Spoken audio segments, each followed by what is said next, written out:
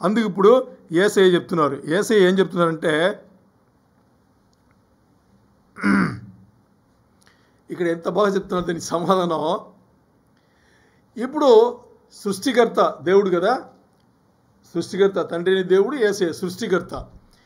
సృష్టికర్త మీకు అన్నీ చేసి పెట్టేస్తే ఏమన్నాడు ఆయన, సృష్టికర్త దగ్గర నుంచే మీకు అన్నీ వచ్చి అన్నీ చేసి పెట్టేస్తే మీ గొప్పతనం ఏముందిరా బాబు అని అడుగుతున్నాడు ఇక్కడ. అంటే ఇక్కడ అనేది అపవాదిని గెలవడం కూడా సృష్టికర్తనే చేసేస్తే నువ్వు చేసేది ఇంకా ఏముంది, అంతేనా? సృష్టికర్త మీకు ఇవన్నీ కూడా చేసి పెట్టేస్తే, సృష్టికర్త ఆల్రెడీ ఏమేమి చేయాలో అన్నీ చేసి పెట్టేశారు. ఏమేమి చేశారు సృష్టికర్త? దేవుడు మనం ఏమేమి చేసి ఉన్నారు? మొదటిగా ఆయన ఎంత గొప్ప దేవుడిని చూపించి ఉన్నారు మనకి, అంతేనా? ఎక్కడ చూపించున్నారు? సృష్టి నుంచే చూపించున్నారు. ఈ సృష్టి వేరు ఏమైనా చేయగలరా? పోనీ ఈ సృష్టిలో ఉండేది ఏదన్నా ఒకరు మనిషి, మన మనిషిలోనే మనం ఈ సృష్టిలో ఉండేది ఏదన్నా ఒకటి చూసి చేయగలరా? చూసి అలా ఇంకో సృష్టి చేయగలరా? ఛాన్సే లేదు. సృష్టిలో ఆయన ఎంత గొప్పవాడని చూపించాడు, ఎంత గొప్ప వ్యక్తిని చూపించారు. ఇంత పెద్ద సృష్టికర్త ఇంకోటి ఏం చూపించారు? ఈ సృష్టి చేసిన పాపానికి, సృష్టించేటప్పుడు సృష్టిలో పాపం లేదు, మరి సృష్టించిన తర్వాత సృష్టి తాను చేసిన పాపం, తాను చేసిన అతిక్రమం, తాను చేసిన తప్పుడు దానికి ఆయన ఏం చేశారు? సృష్టికర్తనే వచ్చి బలిపశు అయ్యారు కదా. దీనికన్నా గొప్ప ఇంకేమైనా చేయాలా?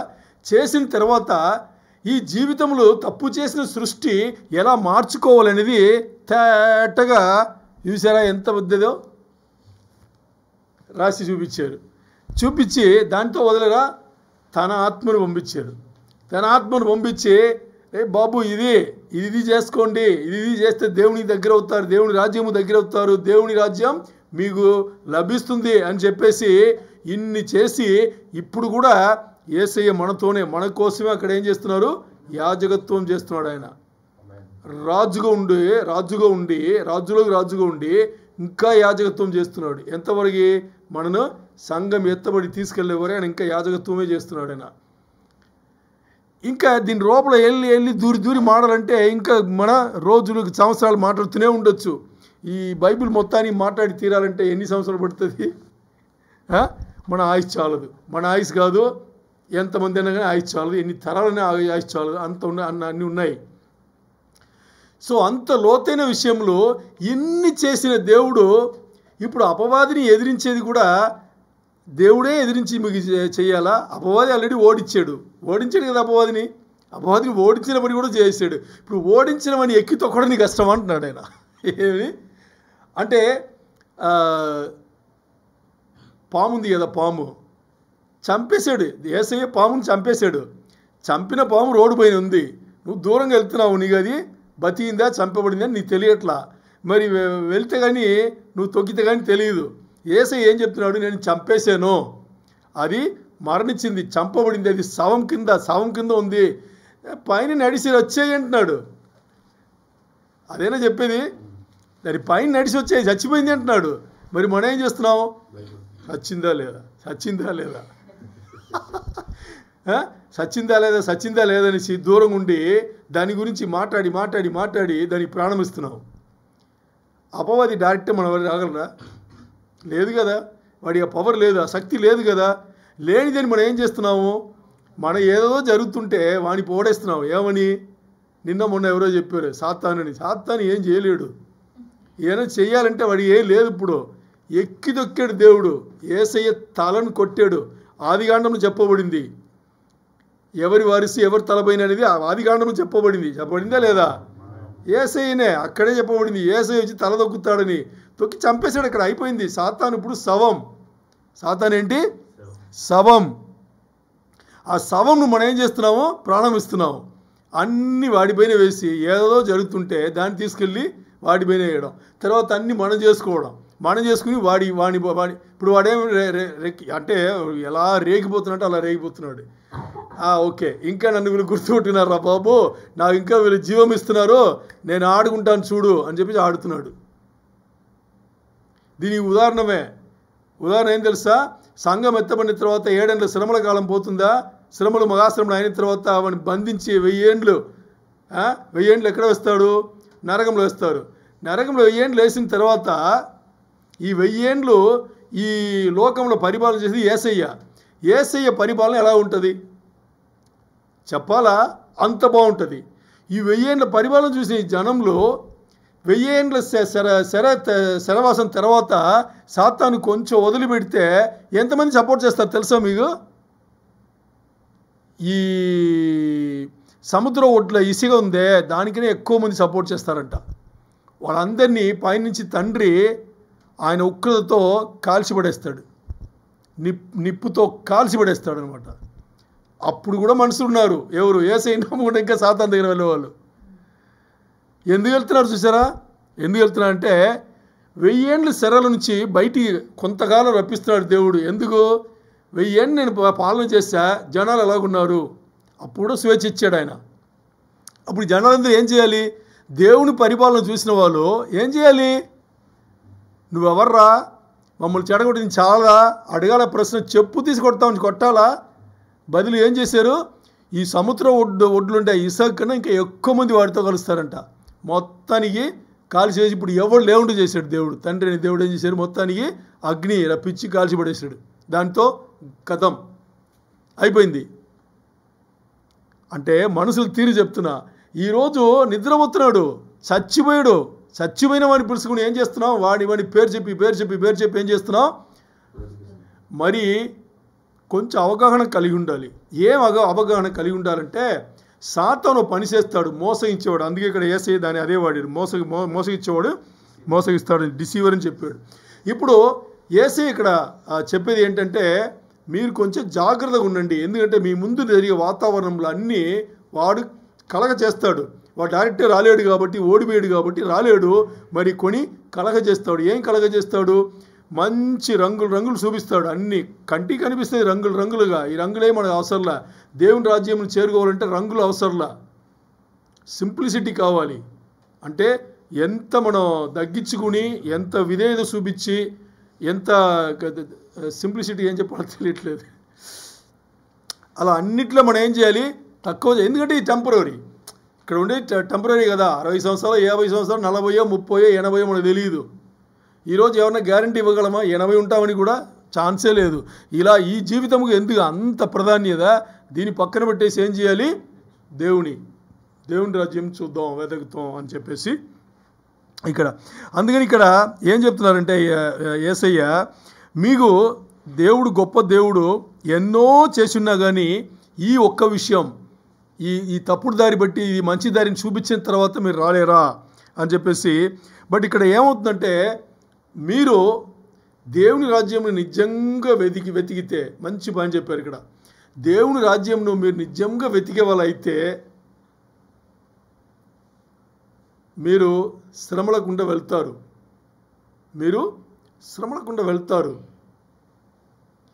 12 మంది శిష్యుల శ్రమల గుండా వెళ్ళకుండా ఒకరిని చూపించండి నాకు. ఒక్కరు లేదు.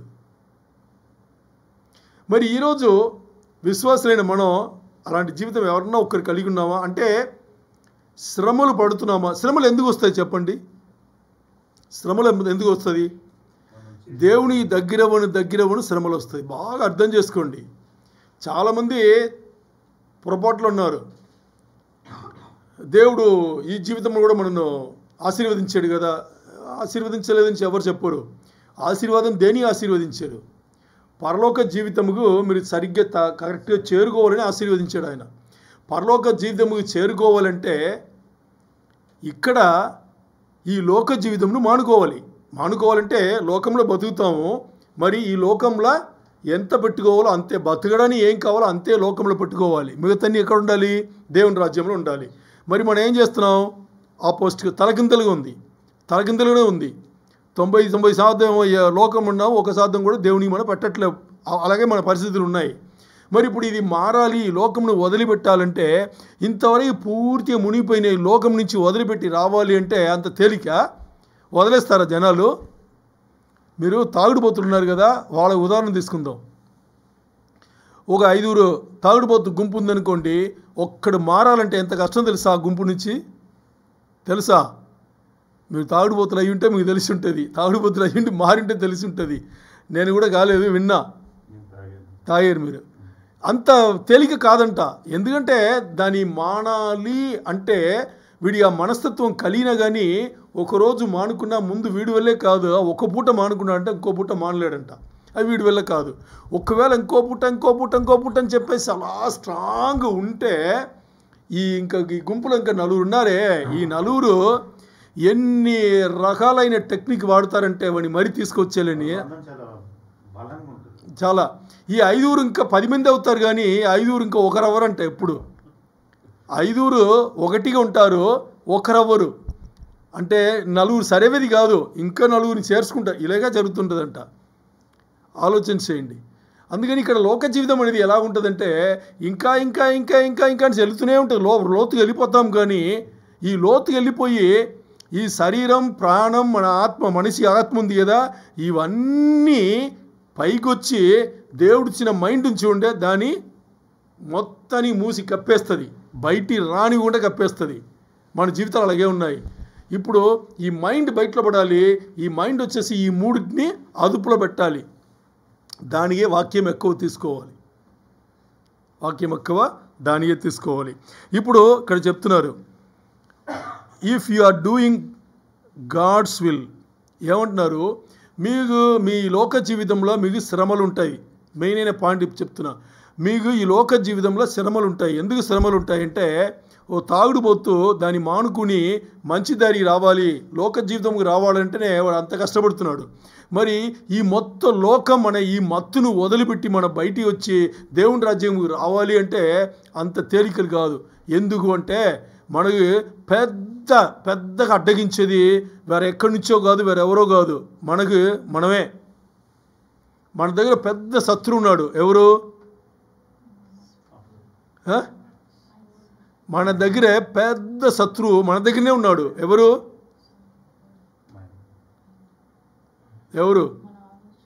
శరీరంగాడు. ఎవరు? శరీరంగాడు. ఎవడిది? మన శరీరమే. మన శరీరం ఒక్కటి ముందు పట్టుకుని అడ్డు పట్టుకుని సాతాన ఆడుకునే ఆటలున్నాయే. మీకు ఏ ఆకర్షణ ఇవ్వాలన్నా మీ శరీరంతోనే ఇవ్వాలి, అంతేనా? మీ శరీరం అనేది ఏంటి? మనం అంటున్నాం కదా. మనం అనేది ఏంటి? ఈ జుట్టు నుంచి కింద గోరు వరగి, కాలు గోరు వరగి, వేలు గోరు వరగి, దీనికి ఆకర్షణలు అన్నీ వస్తుంటుంది. ఏదన్నా ఆకర్షణ నాకు మైండ్కి వచ్చిందని చెప్పండి, ఒక దేవుని వాక్యం చెప్తే. ఒక ఆకర్షణ నాకు వచ్చింది, నేను దానిపైన పిచ్చి పెట్టిన అయిపోయాను అని చెప్తే ఇది లోకంలో ఉంటుంది. ఈ లోకంలో ఏది ఉందో ఇదన్నీ ఈ శరీరమే. ఏంటి? శరీరం, ప్రాణం, మనిషి, ఒక ఆత్మ. ఈ మూడే నిర్ణయం తీసుకున్నది. దేవుడిచ్చిన మైండ్ అని అది నిర్ణయం తీసుకుని. ఎందుకంటే అది లోకముకి చెందింది కాదు, అది దేవునికి చెందింది. అందుకని అది లోకముకి ఆకర్షింపబడదు. మరి ఇక్కడ మనకి పెద్ద శత్రువు ఎవరు? మన దగ్గరే పెట్టుకున్నాం. ఎవరు? శరీరంగాడు. ఈ మన శరీరమును వాళ్ళ శరీరమును అదుపులో పెట్టుకుంటే, కరెక్ట్గా పెట్టుకుంటే ఎవ్వరు ఏం చేయలేదు. దీనే యేసయ్య చెప్పింది, పాపం అనేది మీరు చేస్తేనే, పాపం అనేది మీలోనే మీరు చేస్తేనే, దీని మిమ్మల్ని వదిలిపెట్టి, మీరంటే ఏది? ఈ శరీరం లోపలనే. ఈ శరీరం, ఈ ప్రాణం, ఈ మనిషి, ఒక ఆత్మ, ఈ ముందు ఇది అనే చేస్తేనే దీన్ని మీరు అదుపులో పెట్టుకుంటే, దీన్ని అదుపులో పెట్టాలంటే దేవుడు ఏం ఇచ్చాడు? ఆ మైండ్ ఇచ్చాడు. ఆ మైండ్ ఏం చేసాము? దీన్ని పెంచేసి ఆ మైండ్ను ఎక్కడో తోసేసాం, పక్కన పెట్టేసాం. సో ఇక్కడ మిమ్మల్ని మీరు మోసగించుకోవద్దు. అందుకని మీరు ఈ లోక జీవితం వదిలిపెట్టి దేవుని దగ్గరికి రావాలంటే మీకు శ్రమలు ఉంటుంది. శ్రమలు కూడా మామూలు శ్రమలు కాదు, మకా శ్రమలు ఉంటుంది. ఆ మకా శ్రమలు అనగానే మనకి ఎవరో వచ్చి మనం చంపేస్తారా దేవుని మాటలు మాట్లాడితే? అది మాత్రం కాదు, మన మనసు ఉందే, అది ఈ లోకం నుంచి వదిలిపెట్టి దేవుని దగ్గర రావాలంటే ఈ మనసు అక్కడి నుంచి ఆ ఎడపాటు కలిగి రావడానికి పడే కష్టాలు ఉన్నాయే, ఇదొకటి. ఇది పడి ఇంకా మనం రావాలి నుంచి అనుకునేటప్పుడు ఇంకా ఏమి జరుగుతుందంటే, రోజుకి మనం ఎంత దాని నుంచి దూరం అవ్వాలని అనుకుంటామో దాని తగ్గట్టు మనకి మనసులో ఒత్తిడి పెరిగిపోతుంది. మన హృదయం ఉంది కదా, మనిషి ఒక ఆత్మ ఉంచుకోండి. ఇక్కడ ఎందుకు మనిషి ఒక ఆత్మ నుంచి మాట్లాడుతున్నామంటే, మనిషి ఒక ఆత్మ ఉంది కదా, శరీరం ఉంది, ప్రాణం ఉంది, మనిషికి ఇచ్చిన ఆత్మ ఉంది కదా, ఈ మనిషికి ఇచ్చిన ఆత్మనే మనకు ఆలోచన చేసే స్థలం, మంచి చెడుని ఎరిగే స్థలం అదే. ఆ స్థలం వచ్చేసి ఎంత కష్టపడుతుందంటే, దానికి లోకంను వదిలిపెట్టి దేవుడి దగ్గర రావడానికి అంత కష్టపడుతుంది. ఏంటి కష్టం అంటే, నిర్ణయం అయితే తీసుకుంటుంది. తీసుకున్న తర్వాత ఎప్పుడైతే మన లోకంకు దూరమవి దేవుడికి దగ్గర అవ్వాలని అనుకుంటున్నామో, ఇప్పుడు ఈ పాత విషయంలో అన్నీ తీసుకొస్తుంది. ఈ ఆలోచన చేసే స్థలం ఉందే, అన్నీ ఏమి ఆలోచన అంటే మంచి ఆలోచనలు ఏమి రావు, అన్ని చెడు ఆలోచనలే తీసుకొస్తుంది. ఇక్కడ కూడా సాతానుకి క్రెడిట్ ఇవ్వాల్సిన అవసరమే లేదు. ఇక్కడ కూడా మన మైండే పనిచేస్తుంది. మనకు దేవుడు ఇచ్చిన ఆ ఆత్మ ఉంది కదా, మనిషి ఒక ఆత్మ, అదే పనిచేస్తుంది. అది విడిచిపెట్టి రాలేకపోతుంది. అది విడిచిపెట్టి రావాలంటే ఒక్క పని గట్టిగా చేయాలి. ఉదయం నుంచి నైట్ వరకు, నైట్ పడుకున్నది నుంచి మస్ట్ రోజు ఉదయం లేచే వరకు దేవుని తలంబులే కలిగి ఉండాలి. ఈ దేవుని తలంబులు కలిగి ఉండి లోకంలో ఏమి ఎంత చేయాలో అంత మాత్రం చేసుకుని ఇది చేస్తుంటే, ఇప్పుడు తలంబులకు ఫ్రెష్గా వెళ్ళే తలంబులకు ఎక్కడ లోకం లేదు కదా, లోకం లేదనేటప్పుడు ఇప్పుడు ఏమవుతుంది, ఇక్కడ మనిషి ఒక ఆత్మ ఉంది కదా, ఈ ఆత్మలో మనం ఏం చేస్తున్నాము, దేవుని విషయములు మాత్రమే పెడుతున్నాము. కాబట్టి పాత విషయములు పోతూనే ఉంటుంది. ఈ వాక్యం వచ్చేసి ఫుల్గా ఏం చేస్తుంది, ఆ స్థలమును పట్టుకుంటుంది. అప్పుడు ఇది ఇంకా రాదు. ఇది కూడా మనం రప్పించుకున్నదే, ఇది కూడా మనమే పోగొట్టాలి. మనం రప్పించుకున్నాము, ఆ దారి మనకు బాగా తెలిసింది. ఎందుకంటే ఎన్నో సంవత్సరములు పట్టింది. మరి దాన్ని పోగొట్టాలంటే వెంటనే కాదు, అది దేవుని మాటలే, దేవుని వాక్యమే, దేవుని వచనములే, బైబిల్ గ్రంథం ఉండే వచనములే, దేవుని మాటలే దాన్ని పోగొట్టాలి. అది రోజు చేయాలి. రోజు 24 గంటలు చేయాలి. మరి 24 గంటలు బైబిల్ చదవాలా అలా చెప్పట్లా. బైబిల్ ఎంత చదువుతారో, ఎంత ప్రార్థన చేస్తారో, ఎంత ఆరాధిస్తారో, ఇవన్నీ ఉపదేశం ఎంత వింటారో వినండి. మిగతా మీరు లోకంలో చేసేటప్పుడు కూడా యేసయ్యా అని యేసయ్యని ముందు పెట్టి చేయండి. యేసయ్యని ముందు పెట్టండి. అన్నిట్లే చిన్న వంట చేసేది నుంచి పెద్దగా మీరు ఆఫీస్లో ఒక పెద్ద పొజిషన్ ఉన్నారా, అన్ని వరకు కూడా అన్నిటిని కూడా ఏం చేయాలి, యేసయ్యని ముందు పెట్టే చేయండి. అప్పుడు మనకు ఏమవుతుందంటే, ఆ పాత విషయంలో అన్నీ పోయేటప్పుడు నల్ల పెయింట్ తెల్ల పెయింట్ మాట్లాడుకున్నావా, అంతే. నల్ల పెయింట్ ఉంది, తెల్ల పెయింట్ ఉంది. తెల్ల పెయింట్ ఎక్కువ వస్తే ఎప్పుడో ఒక రోజు తక్కువ అవుతుంది, ఎప్పుడో మనకు తెలియదు. ఎప్పుడు ఎక్కువ అవుతుంది, దేవుని వాక్యం ఎప్పుడు మన ఈ మనిషి ఒక ఇచ్చిన ఆత్మ, మనిషికి దేవుడు ఇచ్చిన ఆత్మలో ఎప్పుడు ఎక్కువ అవుతుందో దేవుని మాటలు, దేవుడి సంబంధించిన విషయములు, అప్పుడు ఆటోమేటిక్గా లోక విషయంలో ఒకటి పైన అది పోతూనే ఉండేటప్పుడు ఒకరోజు దేవుడు మనను ఆయన పని కోసం మాత్రమే ఏం చేస్తాడు, ప్రత్యేకపరుస్తాడు. అది జరుగుతుంది. జరగదంటే అది జరుగుతుంది. మరి ఎంత త్వరగా మనకు కావాలని ఈ పనులు చేస్తున్నామో దాన్ని బట్టి అది జరుగుతుంటుంది. అందుకని ఇక్కడ చెప్పాడు, జీవితం అంటే మీరు లోక జీవితం మొదలుపెట్టి దేవుడి దగ్గర రావాలంటే మీకు శ్రమలు ఉంటుంది, ఇక్కట్లు, ఇబ్బందులు అన్నీ. అంటే పర్సిక్యూషన్ అంటున్నాడు, అంటే అన్నీ ఉంటుంది. మిమ్మల్ని నిందించడం, మిమ్మల్ని కొట్టడం, తిట్టడం, వీలైతే మిమ్మల్ని ఏం చేస్తారు, ఉరిదీయడం, అన్నీ జరుగుతుంది. ఇవన్నీ జరిగేటప్పుడు దాన్ని కూడా ఏం చేయాలి, దేవునికి స్తోత్రం అని చెప్పేసి అలా ప్రశాంతంగా వచ్చేయాలి, దేవుని దగ్గర వచ్చేయాలి. ఇవన్నీ జరుగుతూనే ఉంటుంది. అందుకే పర్సిక్యూషన్ మీకు ఉంటుంది. మీరు దేవుని చిత్తం అంటే ఇది ఎప్పుడు వస్తుందంటే, మీరు దేవుని చిత్తం చేస్తుండేటప్పుడు వస్తుంది అంటున్నాడు ఆయన. అదే యేసయ్య ఏం చెప్పారు, మీవన్నీ ఉంటుంది. దేవుని చిత్తం చేస్తే మీకు ఈ ఇబ్బందులు, ఇక్కట్లు, హింసలు అన్నీ మీకు ఈ జీవితంలో ఉంటుంది. అంటే ఇప్పుడు ఈ హింసలు మనకు ఏమీ లేదు అనేటప్పుడు అర్థం ఏంటి, ఆలోచన చేయండి. బాగా తింటున్నాము, మంచిగా ఏసీ వేసుకుంటున్నాము. మన ఇంట్లో ఉండేటప్పుడు ఏసీలు, అది డే టైం, నైట్ టైం కాదు, డే టైం కూడా వేసుకుంటున్నాము. ఇంకా మంచి బట్టలు, మనకు నచ్చిన బట్టలు మనం ఏం చేస్తున్నాం, అన్నీ వేసుకుని అన్నీ బాగా చక్కగా ఉంది కదా. మిగతా వాళ్ళు చూడండి, అన్నీ బాగా చక్కగానే ఉంది కదా. మరి దీనికి అర్థం ఏంటి, దేవుని చిత్తం చేసినట్ట లేనట్టు. అది సీరియస్గా మనం అర్థం చేసుకోవాలి. మీరు ఎక్కడ వెళ్ళండి, ఏ స్వార్థం నుండి, ఏ ఉపదేశం నుండి, ఎంత గొప్ప దైవజనుడు మాట్లాడని చివరిలో మనకి తేలేదేంటి, దేవుని చిత్తం చేస్తున్నామా లేదా. యేసయ్య చేశాడా లేదా, చేశాడు. కాబట్టి తండ్రి కుడిపాసంలో కూర్చున్నాడు ఆయన. అంతేనా? ఇప్పుడు యేసయ్య పక్కన ఆయన కుడిపాసంలో కూర్చోవాలి, మనం కూడా కూర్చోవాలి కదా. దాన్ని అరుగదిచ్చాడు ఆయన. అంటే మీరు రావచ్చు అని చెప్పాడు కదా. ఇప్పుడు మనం వెళ్ళాలంటే మనం ఏం చేయాలి? వాళ్ళ దారి పాటించాలా, లేదు లోకదారి వెళ్ళిపోవాలా? నిర్ణయం వాళ్ళది. అందుకని దేవుని చిత్తం చేస్తుంటే నేను మీకు చెప్తున్నాను, ఆయన అక్కడ చూడండి ఎంత బాగుందో. ఆయన మిమ్మల్ని ఏం చేస్తారంట? ప్రేమిస్తాడు, నాకు సమానంగా పెడతాడు అన్నాడు. చూడండి, దేవుడు ఏం చేస్తారంట? మీరు దేవుని చిత్తం చేయండి, దేవుడు మిమ్మల్ని ముందుగా ప్రేమిస్తాడు. నన్ను ప్రేమించాడు ఆయన. నేను శరీరధారిగా వచ్చాను కదా, నన్ను ప్రేమించాడు, నన్ను ఈ రేంజ్లో పెట్టాడు. ఈరోజు ఆయన కుడిపాసంలో కూర్చోబెట్టుకున్నాడు. రేపు మీరు దేవుని చిత్తం చేయండి, దేవుడు మిమ్మల్ని ప్రేమిస్తాడు, నాకు సమానంగా పెడతారు అని చెప్పేసి. అందుకని మీరు ఏం చేయాలి? ఆయన చూపించే ఆ కరుణ ఉంది కదా, దయ, దాన్ని మీరు వేస్ట్ చేయొద్దు. దాన్ని మీరు ఫ్రీగా వాడుకుని మీరు దేవునికి దగ్గర అవ్వండి, తండ్రికి దగ్గర అవ్వండి, తండ్రి చిత్తం చేయండి. అది ఇక్కడ చెప్పబడిన విషయం. అందుకని ఇక్కడ ఏం చెప్తుందంటే, will you then not stopping being lovers of the flesh and fearing bodily pain. ఇప్పుడు మేము మాట్లాడాము కదా, అదే ఏం మాట్లాడుకున్నాం? ఏమంటున్నారంటే, అయితే మీరు ఇప్పుడు మీరు శరీరం సంబంధించింది అన్నీ ఏదైతే ప్రేమిస్తున్నారో, ఏంటి? లోకమే కదా. శరీరం సంబంధించిన ఏంటి? లోకం సంబంధించింది.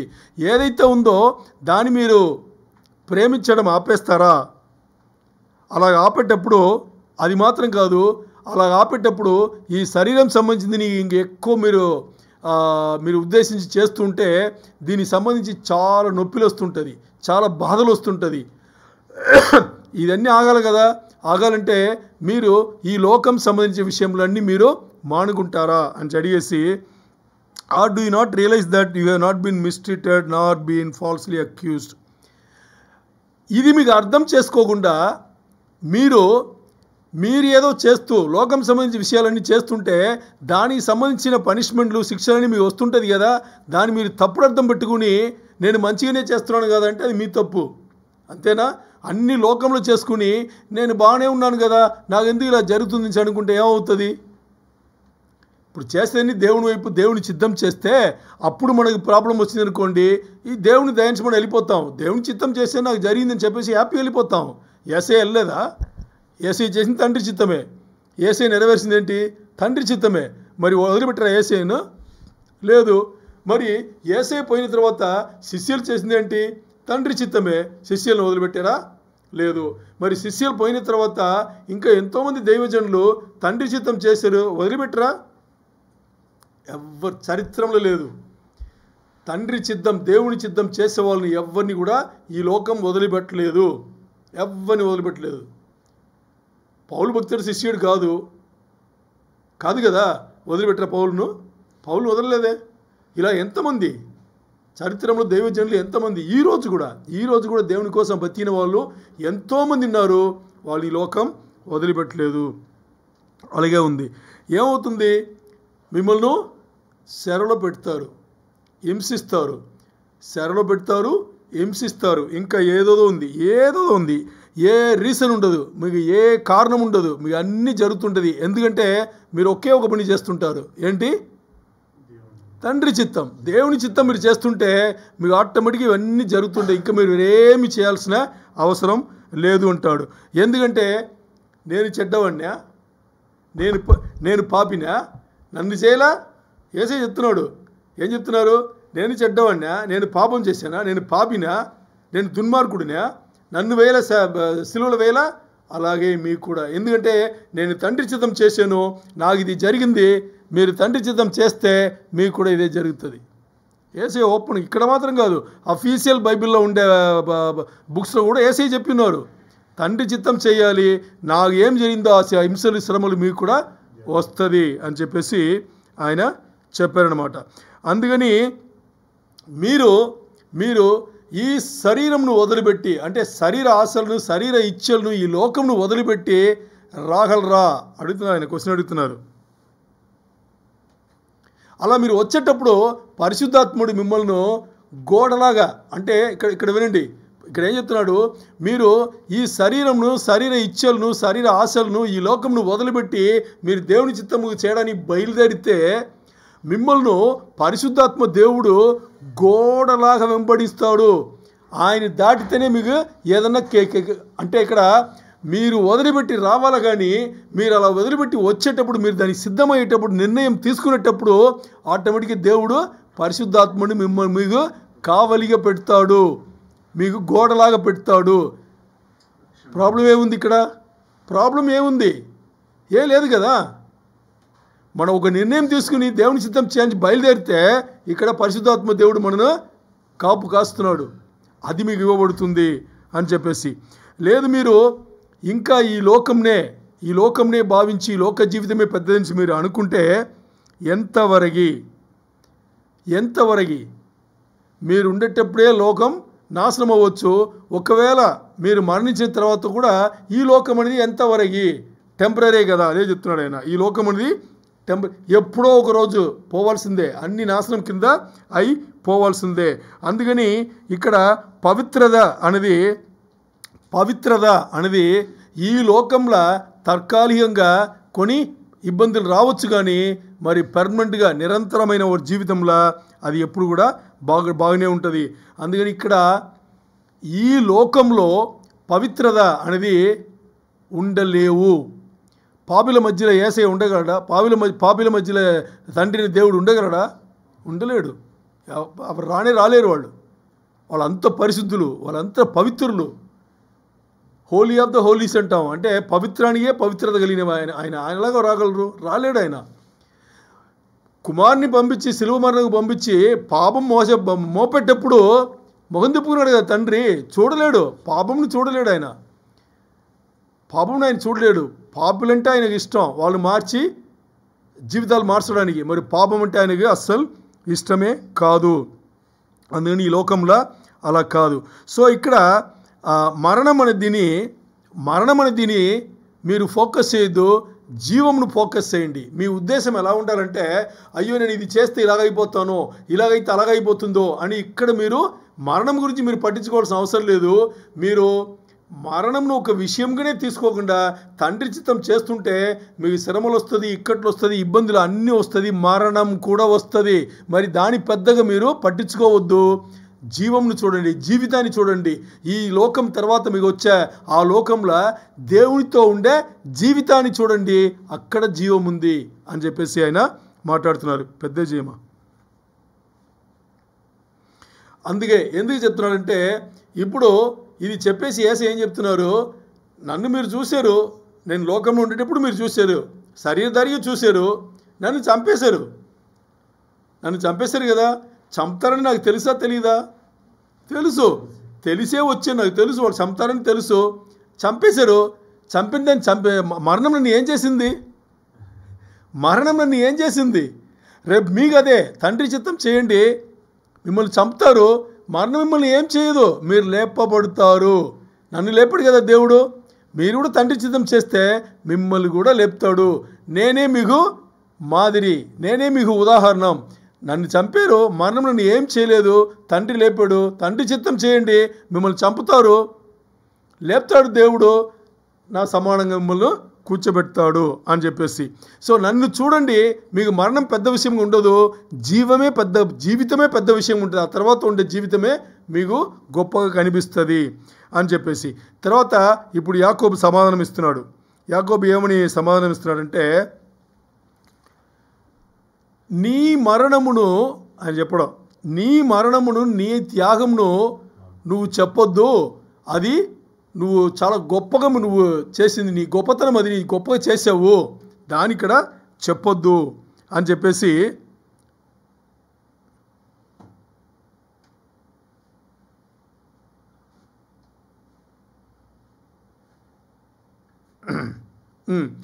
అంటే ఆయన ఏం చెప్తున్నాడంటే, యాకోబు ఇక్కడ చెప్పింది, నీ మరణమును నీ త్యాగమును చాలా గొప్ప విషయం, దాని గురించి ఇక్కడ చెప్పొద్దు అని చెప్పేటప్పుడు, అప్పుడు ఇక్కడ ఏం చెప్తున్నా అంటే వాళ్ళు నెగటివ్గా చెప్పేటప్పుడు యేసయ్య ఏం చెప్తున్నాడంటే, నా త్యాగంను నా మరణంను తెలియని వాళ్ళు, తెలుసుకోలేని వాళ్ళు తండ్రి దగ్గర వెళ్ళలేరు.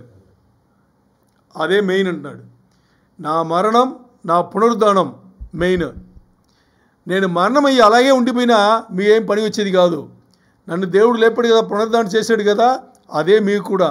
సో నా మరణమే మీ అందరి నా మరణం, నా పునరుద్ధానమే మిమ్మల్ని తండ్రి యొద్దకు చేర్చాలి.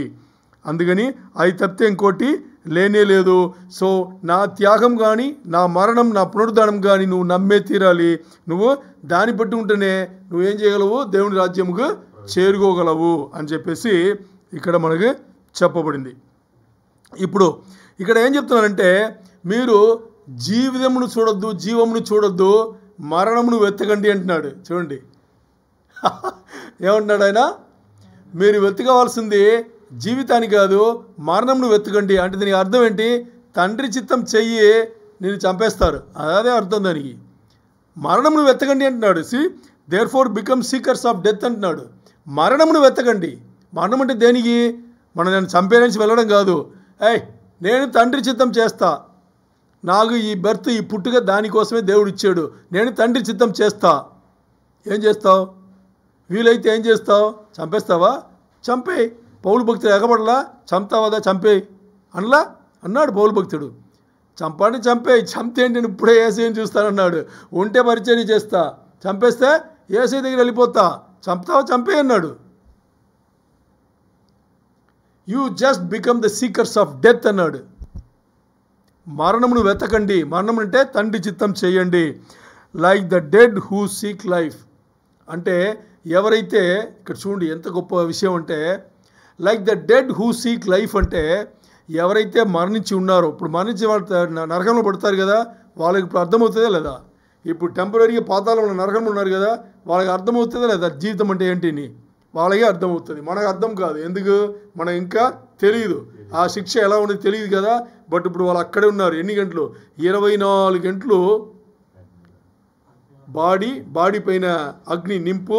ఆ నింపు కూడా ఎలా మండుతుందంట, ఆ నింపు ఎలా మండుతుందో తెలుసా, సల్ఫర్ ఉందా, సల్ఫర్ బాడీలో ఉంది, దానిపైన నిప్పు ఉంది. నిప్పు సల్ఫర్ పైన ఉంటే ఎలా ఉంటుంది తెలుసా, అంత లోతుకి వెళ్ళిపోతుంది. అది 24 గంటలు ఉంటుందంట. ఇంకోటి స్పీడ్గా బాడీ వెళ్తూనే ఉంటుందంట, గాలి ఇంకా అలాగుంటుంది. ఇది ఎప్పుడూ ఆగదంట. అంటే ఇలా ఉంటే కాలిపోతారు కదా, చచ్చిపోతారు కదా, కాలిపోతూ చచ్చిపోరు, నొప్పి మాత్రం ఉంటుంది. అది శిక్ష, అది మనకు తెలియదు. మరి అక్కడ ఉండే వాళ్ళకి అది తెలుసు కదా. వాళ్ళు ఇప్పుడు ఏమంటారు, అబ్బాబో ఇది నాకు వద్దు, ఇది నాకు వద్దు, ఇది వద్దు, నాకు దేవుడు కావాలి అంటారు. మరి దేవుడి దగ్గర వెళ్ళగలరా, వెళ్ళలేరు. అవకాశం అంతా ఎక్కడుంది, ఇక్కడే ఉంది. ఎక్కడ, ఈ లోకంలో బతికేంతవరకే ఉంది. ఈ లోకం నుంచి విడిచిపెడితే దేవుడి దగ్గర వెళ్ళామా, తప్పించుకున్నాం, లేదా దొరికిపోయినట్టే, ఇంకా చేయడానికి ఏమీ లేదు.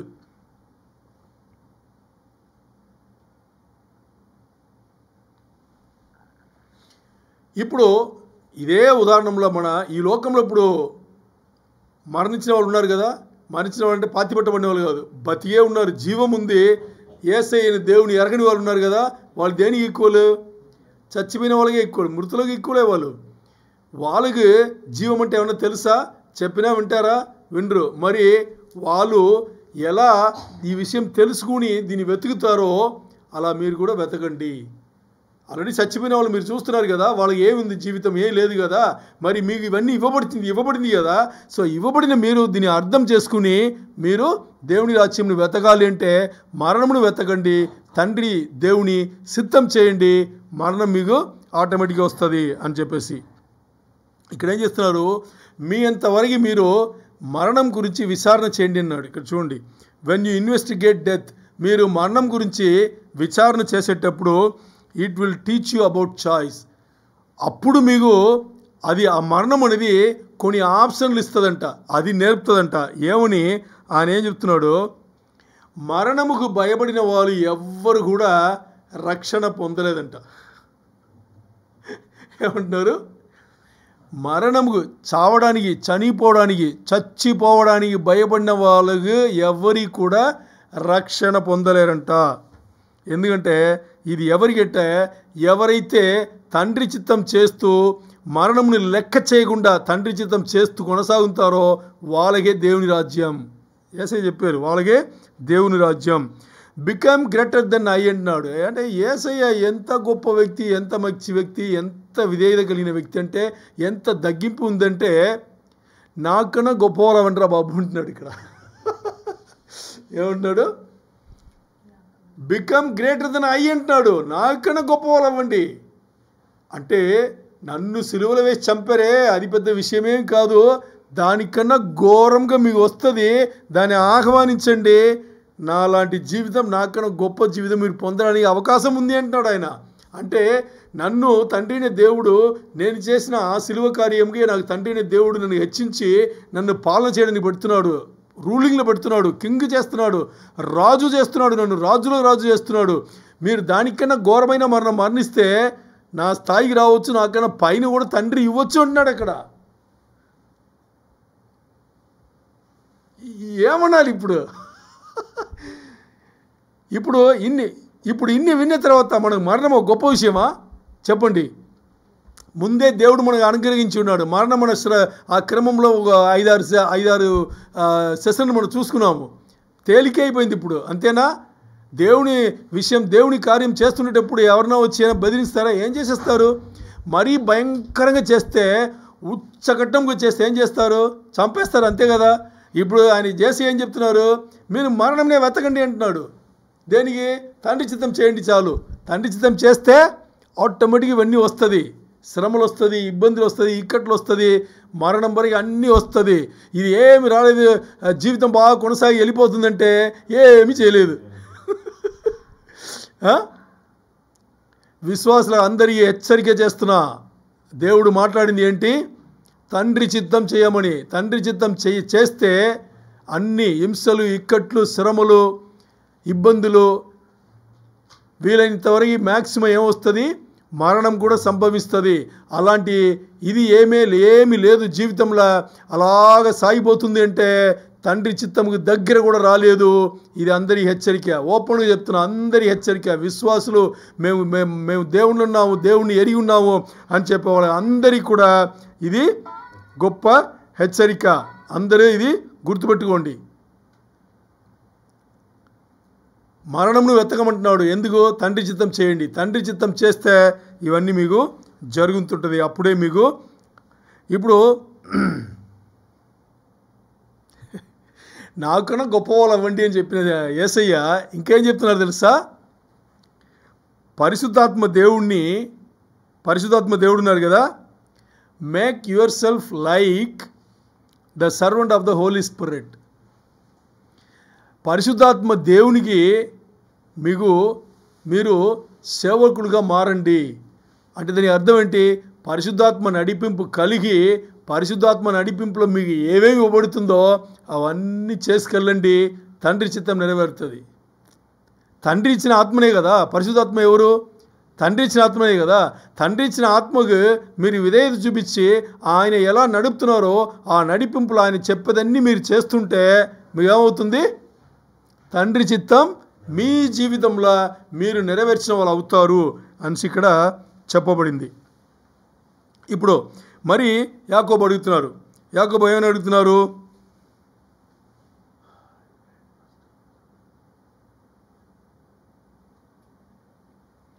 ఇప్పుడు మా దగ్గర ప్రవచనములు అడుగుతున్నారు కదా. యాకోబు అడుగుతున్నారు, ప్రశ్నలు వేస్తున్నాడు. ఇప్పుడు మాటని యాకోబు వేసే ప్రశ్నలకు యేసయ్య ఇచ్చే సమాధానం. యాకోబు ఇప్పుడు ఏం ప్రశ్నలు వేస్తున్నారంటే, నాకన్నా యేసయ్య చెప్పేది నాకన్నా గొప్పవాళ్ళు అవ్వండి, పరిశుద్ధాత్మ నడిపింపులో మీకు పరిశుద్ధాత్మ ఏదైతే మీకు తెలియపరుస్తున్నారో అది మాత్రం చేసుకెళ్ళండి, తండ్రి చిత్తం మీరు నెరవేరుస్తారు అని ఇక్కడ చెప్తున్నారు. ఇప్పుడు యాకోబు అడుగుతున్నారు. ఏమడుగుతున్నారు? క్వశ్చన్ ఏమడుగుతున్నారంటే, మా దగ్గర వచ్చి మేము నీ శిష్యులని చాలామందికి తెలుసు కదా, మా దగ్గర వచ్చి మా కోసం ప్రార్థన చేసి దేవుడు మాటలు కనుక్కొని మాకు చెప్పండి, ప్రవచనం చేయండి, చెప్పండి అని అడుగుతున్నారు. మేము చెప్పాలా? ఇలా అడిగేటప్పుడు మేము చెప్పాలా అని చెప్పేసి అడిగేసి, ఎందుకంటే జనాలు అడుగుతున్నారు అండ్ మమ్మల్ని చూసి ఏమడుగుతున్నారు? ఏదైతే మీకు బయలుపరచబడిందో దాన్ని మాకు చెప్పండి అని చెప్పేసి, దాన్ని మాకు చెప్పండి అని ఇక్కడ అడుగుతున్నారు. ఇప్పుడు యేసయ్య ఏం మాట్లాడుతున్నారు? దానికి సమాధానం చెప్తున్నారు.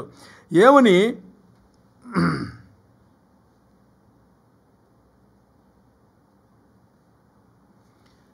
ఇక్కడ ప్రవచనం ఎవరు చేస్తారో చూడండి, ప్రవచనం ఎవరు చేస్తారో దానికి ఎవరు తలగా ఉన్నారో వాళ్ళు తీయబడ్డారనేది మీకు తెలియదా అంటున్నారు. ఏమంటున్నారు? ఎవరైతే ప్రవచనం చేస్తున్నారో ఆ ప్రవచనం చేసే వాళ్ళందరికీ తలగా ఎవరు ఉన్నారో వాళ్ళు తీయబడ్డారు, అంటే రిమూవ్డ్, వాళ్ళు తీసివేశారు అనేది మీకు తెలియదా అని చెప్పేసి ఇక్కడ అడిగేసి, ఇప్పుడు దానికి ఈయన యాకోబు ఏం చెప్తున్నారంటే, అలా ప్రవచనం చేసే వాళ్ళు తలగా ఉన్న వాళ్ళు తీయడానికి అవకాశం కూడా ఉందా అని యాకోబు అడుగుతున్నారు. ఇప్పుడు యేసయ్య చెప్తున్నారు. యేసయ్య ఏం చెప్తున్నారు? యేసయ్య చెప్పేది ఇప్పుడు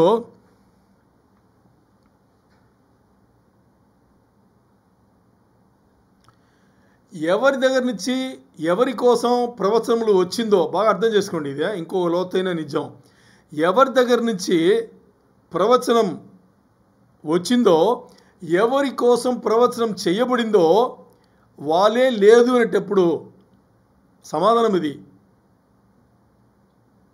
వాళ్ళే లేదు, వాళ్ళని తీశారు, వాళ్ళు ఇప్పుడు అక్కడ లేదు అనేటప్పుడు అని సమాధానం చెప్పేసి ఇప్పుడు మీరు ఆలోచన చేయండి. ఎవరి కోసం ప్రవచనములు ఇవ్వబడింది? పాత నిబంధనలు ఎవరి కోసం ప్రవచనములు ఇవ్వబడింది? యేసయ్య కోసమే.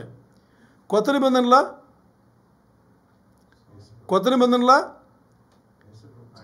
బాప్టిజం ఇచ్చే యోహాను యేసయ్య గురించి మాట్లాడు కదా, యేసయ్య గురించేనా? అన్నీ యేసయ్య గురించే. ప్రవచనం యేసయ్య గురించే, యేసయ్యకి సంబంధించిందే.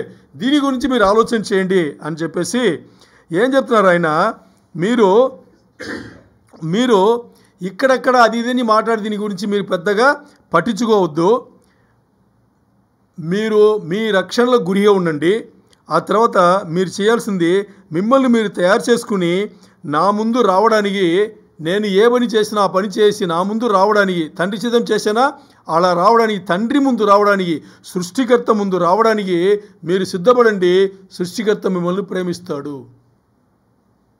ఇక్కడ వాళ్ళు అడిగారు వీళ్ళు అడిగారు అనేది ఇంకా ఏమి చేయాల్సిన అవసరం లేదు. వాళ్ళ కోసం వీళ్ళ కోసం అని అది చెప్పాలి ఇది చెప్పాలి. మీకు అర్థమైంది అప్పుడు? వాళ్ళ కోసం వీళ్ళ కోసం అనేది ఏం చేయాల్సిన అవసరం లేదు. మీరు తండ్రి చిత్తం నెరవేరుస్తూ వస్తూనే ఉండండి. తండ్రి చిత్తం నెరవేరిస్తే తండ్రి మిమ్మల్ని ప్రేమిస్తాడు. తర్వాత తండ్రి యొద్దకు మీరు రావచ్చు అని చెప్పేసి, అందుకని ఇక్కడ అక్కడ చూసేది, ఇవన్నీ చేసేది, అవన్నీ చేసేది. తర్వాత ఇక్కడ హిపోక్రసీ నుంచి ఒక పదం వాడబడింది. ఆ హిపోక్రసీకి నాకు కూడా ఇంతవరకు సరిగ్గా అర్థం తెలిసేది కాదు. మరి లోతుల అర్థం చూస్తే దాన్ని ఏముంది తెలుసా? ఇప్పుడు బైబిల్లో సత్యములు చెప్పబడింది, నిజములు చెప్పబడింది కదా. ఈ నిజములకు ఇంకా ఎక్కువ భావం కలిగించి ఈ నిజములు పక్కన పెట్టేసి దీనికి ఇదే అర్థం చెప్పేసి నిజాల కన్నా ఇంకా కొన్ని నిజాలు వీళ్ళు కనిపెట్టుకుని దాన్ని పాటిస్తారు. ఇప్పుడు యేసయ్య ఎన్నిసార్లు యూ హిపోక్రైట్స్ అంటాడు. ఇంగ్లీష్ బైబిల్లో చదివితే అంటాడు యేసయ్య. ఎవరిని చూసి? యూదులను చూసి. ఎందుకు యూదులను చూసి అలా చెప్పారు ఆయన? మీరు వెతికే మెస్సయ్య నేను వచ్చానని చెప్తున్నా, నన్ను మీరు నమ్మట్లా. నేను ఇక్కడ వచ్చి ఇది నిజం, ఇది కాదు, ఇది చేయండి, ఇది చేయొద్దు అని చెప్తున్నా. నన్ను వదిలేసి ఇంకా పాత నిబంధన గ్రంథం ధర్మశాస్త్రం పట్టుకుంటారేంట్రా? ఆ ధర్మశాస్త్రం నెరవేర్చి వచ్చినవాడు నేను ఇక్కడ మీ కంటి ముందు ఉండేటప్పుడు నన్ను మీరు రక్షణ కింద చూడకుండా మీరు ఇంకా రూల్స్ని పట్టుకుని ధర్మశాస్త్రం అంటారేరా? ధర్మశాస్త్రం మొదట్లో ఆదాము అవ్వని క్రియేట్ చేసేటప్పుడు, సృష్టి చేసేటప్పుడు దేవుడు ఒక ఆజ్ఞ ఇచ్చాడు, ఆ పంట తినకూడదు అన్నాడు. తర్వాత ఇంకా మిమ్మల్ని సరిగిన దారిలో పెట్టేందుకు 613 కట్టడలు ఇచ్చాడు. 613 కట్టడలు మీ వల్ల అవ్వట్లేదు ఆయన కూడా తెలుసు. అందుకని మార్గం చూపించాడు. ఆ మార్గం కింద వచ్చిన మెస్సయ్య నేను వచ్చి ఏం చెప్తున్నా, 2 కట్టడలు ఇచ్చాను, అది కూడా కట్టడ కింద రాదు. 613 ఈ 2 చేస్తే మీరు పూర్తి చేసేట్టు మీకు రక్షణ నేను చెప్తున్నా. నన్ను వినరేంట్రా? ఇంకా ధర్మశాస్త్రం పట్టుకుంటారేంటి? 2 ఈసా లేదా 613 ఈసా? ఇది యేసయ్య అడిగింది. అర్థమైందా? ఏది ఈసండి? 2 పాటించడం ఈసా, 613 పాటించడం ఈసా? మరి 613 పాటించిన వాడు ఎవరైనా ఉన్నాడంటే ఎవడు లేడు. మరి లేడు కదరా, దానికోసం దేవుడు ఇక్కడ పంపించాడని చెప్తే కంటి ముందు ఒక మనిషి వచ్చి మాట్లాడి, దేవుడే వచ్చి మాట్లాడితే నువ్వు కాదంటే ఇంక ఏం చేయాలి వాళ్ళను? అది జరిగింది. ఇప్పుడు అక్కడ చెప్పేది ఏంటి? యేసయ్య ఇక్కడ చెప్పేది ఏదైతే నిజం మీకు ఇవ్వబడిందో ఆ నిజం పైన ఆధారపడి తండ్రి చిత్తం చేయండి. ఈ నిజంను కల్పించుకుని మీరు కొన్ని విషయాలను కనుక్కుని దాని మాత్రం చేస్తూ నిజాల కన్నా పైగా నిజాలు మనం చేస్తున్నామని చెప్పేసి అలా ఉండదురా బాబు అంటున్నాడు ఆయన. ఏదైతే తండ్రి చిత్తం చెప్పబడిందో అది చేయండి. అది చేయడానికి కూడా పరిశుద్ధాత్మ దేవుని అనుమతించండి. పరిశుద్ధాత్మ దేవుని అనుమతించేటప్పుడు ఆయన నడిపింపిస్తాడు. ఆ నడిపింపుతో మీరు చేసే పనులన్నీ తండ్రి చిత్తం నెరవేరుస్తుంది. దీని తప్పితే కొత్తగా మీరు చేయాల్సిన అవసరం లేదు. అందుకని ఇక్కడ చూసి అక్కడ చూసి దీన్ని కల్పించుకుని దాన్ని కల్పించుకుని కొత్తగా మీరేమీ చేయొద్దు. మీరు ఏం చెయ్యాలో అవన్నీ కూడా దీంట్లో లెక్కించబడింది. దీంట్లో ఏముందో అది దేవుడు రాపిచ్చింది. ఇది మీరు చేస్తే చాలు అని చెప్పేసి ఇక్కడ.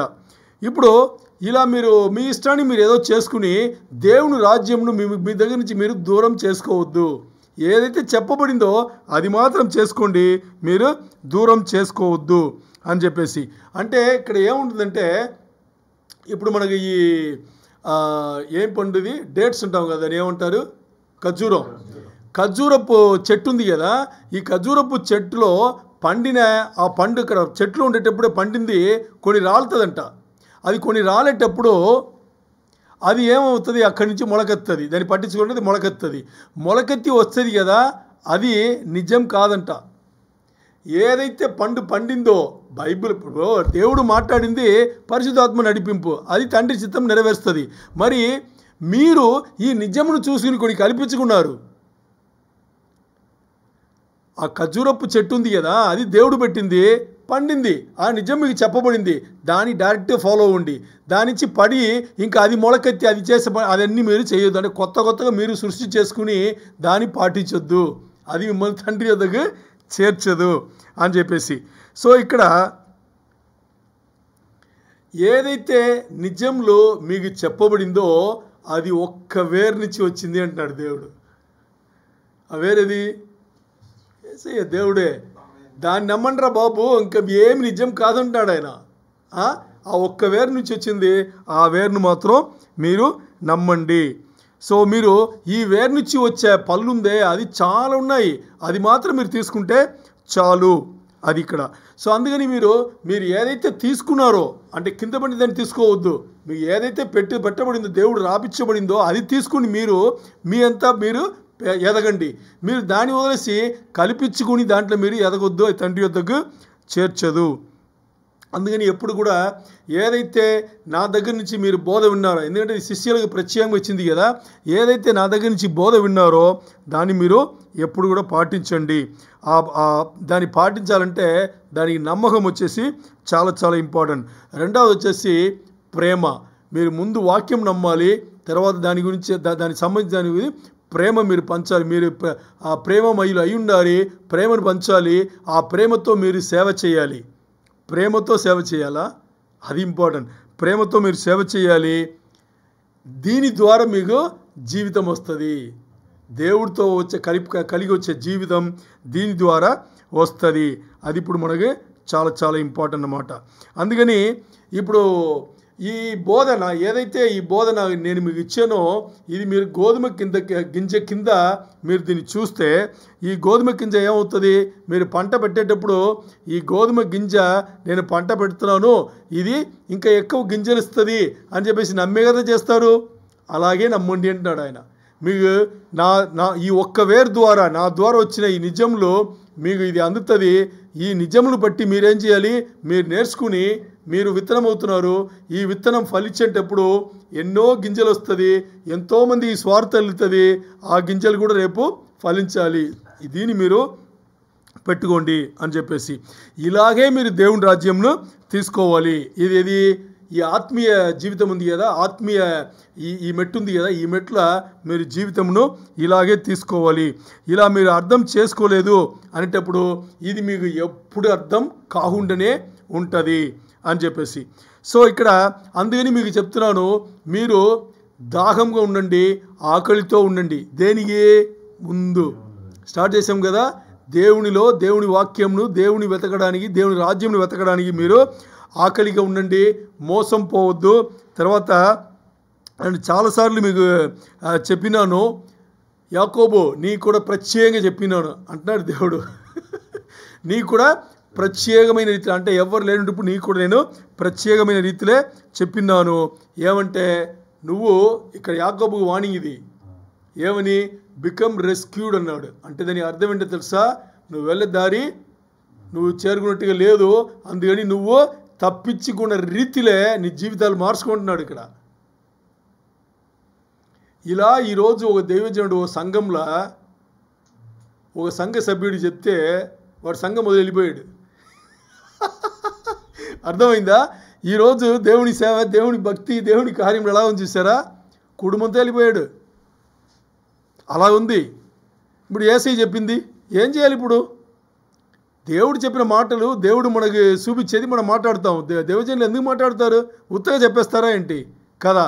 అందుకని ఎక్కడన్నా సంఘంలో మీరు ఉంటే, ఎవరన్నా విశ్వాసులు అందరికీ చెప్తున్నా, సంఘంలో మీరు ఉంటే ఆ సంఘ పెద్ద దేవుడు ప్రత్యేకంగా వాళ్ళకి చూపించిన దర్శనంలో వాళ్ళు ఏదో మాట్లాడతారు, వాళ్ళు మీకు చెప్తారు, ఎందుకు మీ మంచి కోసం చెప్తారు.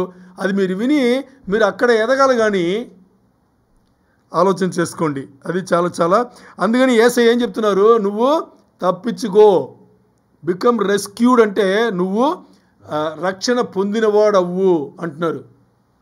రక్షణ పొందినవాడవ్వు అని చెప్పేసి నేను చాలాసార్లు నీకు నేర్పిన్నాను, చాలాసార్లు బాధ్యతలు ఏంటి అనేది నేను నీకు చెప్పి ఉన్నాను. అందుకని నువ్వు తగ్గించుకుని ఏదైతే నేను చెప్పానో దాన్ని నువ్వు తీసుకుని, నేను చాలా కష్టపడ్డాను. నేను ఈ స్థాయికి వచ్చి మీకు నేర్పడానికి ఎంత కష్టపడ్డాను. నేను మరణించాను, నన్ను సాధారణ మరణం నాకు చేయలేదు కదా, ఏమో చేశారు, భయంకరంగా చంపారు కదా. అలా ఉండి ఇవన్నీ నేర్చుకుని నేను మీకు చెప్తున్నాను. సో ఈరోజు నేను ఏదైతే బహుమానం పొందుతానో అది మీరు కూడా పొందాలి అని చెప్తున్నాను అని చెప్పేసి చెప్పారన్నమాట. ఇప్పుడు ఇంకా నేను చాలా విషయాలు నేర్చుకున్నాను. యేసయ్య చెప్తున్నాడు ఇక్కడ, నేను ఆ అనుభవంలో నేను శరీరధారి వచ్చినంత చాలా విషయాలు నేను తెలుసుకుని ఇప్పుడు నేను ఏం చేస్తున్నానో, నా బోధని మీరు ఆలోచించండి అంటున్నాడు ఆయన. హీడ్ మై టీచింగ్ అంటున్నాడు. హీడ్ ద టీచింగ్స్, నా బోధని మీరు ఆలోచించండి. అండ్ మీరు దాన్ని ఏం చేయాలంట, జీవితం మీకు ఆ జీవితం సంబంధించిన అవగాహన మీకు కలగడానికి మీరు ఏం అవ్వాలంటే ఆకర్షింపబడండి, ఇంట్రెస్ట్ చూపించండి. అర్థమైందా? ఇంట్రెస్ట్ చూపించండి. ఎందుకంటే మిమ్మల్ని ఎవరు కూడా శ్రమ పట్టేవాళ్ళుగా, no one will persecute you nor will any oppress you except for your self. ఇక్కడ ఏం చెప్తుందంటే తండ్రి చిత్తం మీరు చేస్తుండండి, దేవుని కార్యములు మాత్రం మీకు చేస్తుండండి. పరిశుద్ధాత్మ గోడలాగా మిమ్మల్ని కాపాడుతూనే ఉంటాడు, మిమ్మల్ని ఎవ్వరు ముట్టుకోలేరు. ఒక్కవేళ మీకు ఏమన్నా అయితే అది మీరేమన్నా చేసిన దాని వల్ల అవుతుంది చెప్తున్నాడు. యాకోబుకు ఏం చెప్తున్నాడు, నువ్వు సేవ చేసిన వాడు అంటే నువ్వు రక్షణ పొందినవాడు అయిపో అంటే దానికి అర్థం ఏంటి? ఆలోచన చేయండి. నీ సొంత దారిలో ఏమీ చేయొద్దు. నీకు దేవుడు నడిపింపు, పరిశుద్ధాత్మ నీకు ఇవ్వబడింది, పరిశుద్ధాత్మ నీకు కాపుదలుగా ఉంచబడింది. ఇవన్నీ పట్టుకుని నువ్వు దేవుని తండ్రి చిత్తం నెరవేర్చు. నీ ఇష్టాన్ని నువ్వు చేసేటప్పుడు అంటే అది చేయకూడదు అంటున్నాడు. నీకు ఏమన్నా జరుగుతుంది అంటే నువ్వు సొంతంగా ఏమన్నా చేస్తేనే, నువ్వు సొంతంగా ఏం చేయొద్దు అని చెప్పేశాడు. దేవుని పాటించు, దేవుడు చెప్పేది విను, దేవుని మాటలు విను. నువ్వు సొంతంగా చేసేది, నువ్వు అంత గొప్పవాడా, నువ్వు అంత పెద్దవాడా, తెలివిగలవాడా, జ్ఞానం గణీలవాడా లేదు కదా. ఇవన్నీ ఏమీ లేకుండా సొంతంగా ఎలా చేయాలని ఎందుకు అనుకోవాలి? అసలు లేదు కదా. అది యాకోబుకు చెప్పింది. ఇప్పుడు ఆ తర్వాత చాలా తిట్టి మాటలు మాట్లాడింటారు. ఇది ఇప్పుడు మనం సగమే వచ్చాము, ముగించే ప్రయత్నం అయితే మనం చేయలేము. అందుకని మనం ఇంకో 2 నెలల తర్వాత మన కలిపి ఇంకో 5 రోజులు దేవుడు ఇస్తాడు. అప్పుడు ఇంకొక 2 రోజులు మనం అలా పెట్టుకుని ఇది మూసేద్దాం. అర్థమైందా? Okay, praise the lord. దేవునికి మహిమ.